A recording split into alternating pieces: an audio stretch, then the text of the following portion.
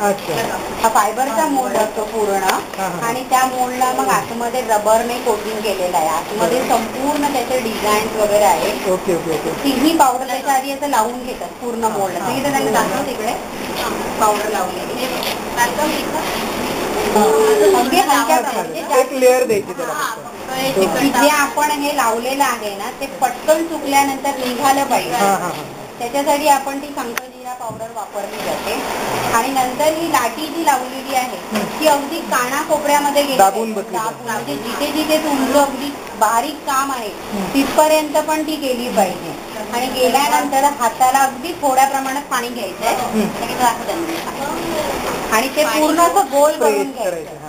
म्हणजे एकदम प्लेन झाला पाहिजे, गुळगुळीत झाला पाहिजे तो भाग. आता त्या मॅडम करतायत ना तसं. आणि जर वाटलं की ते सांध्यावर आपल्याला ते फाटल्यासारखं वाटतं पुन्हा पॅच मारायचं. पुन्हा पॅच मारायचं. जेवढं तुम्ही प्रेसिंग जास्त करणार आणि हलक्या हाताने गम लावणं पाणी लावणार तेवढं त्या गणपतीचं. हा आत्ताच काढलेला आहे आम्ही. अच्छा, याचं डिटेलिंग क्लिअर आहे. तोच आहे तो मोल्ड जो आहे ना तोच मोल्ड आहे. त्या मोल्ड मधून आत्ताच आम्ही काढलेला आणि ही त्याची बॅक साईड अजून काढलेलं नाही आहे.